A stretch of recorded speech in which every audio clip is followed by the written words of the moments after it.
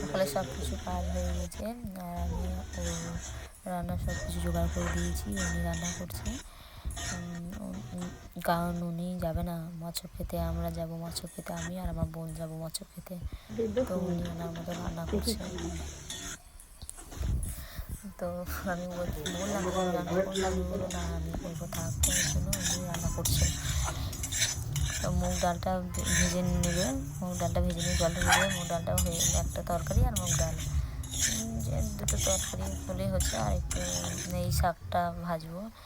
এই শাকটা কারা কারা চেনো বা কার কার খেতে ভালো লাগে কমেন্ট করে জানিয়ে। এটা কী শাক বলো তো? এটা হেলেঞ্চা শাক, তেতো। কিন্তু আমার তেতো খেতে ভালো লাগে না, ওর জন্য আমি খাই না, উনিই খায়। তো ওনার জন্যই শাকটা করা। তো শাকটা আমি বেছে দিচ্ছি, ওর হাতে কাছে সব কিছু জোগাড় করে দিচ্ছি। এটা শিব মন্দির, শিবরাত্রি উপলক্ষে আজকে শিবতলায় শিব মন্দিরটা দেখো কত সুন্দর, চারিদিকটা ঘোরা আছে। ঠাকুরটা দেখো, সামনে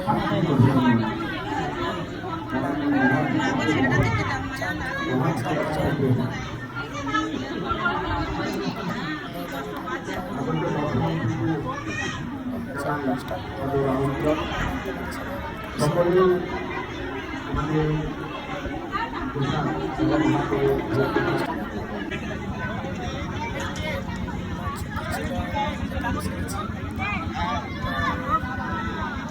আমার পাশে আমার বোন।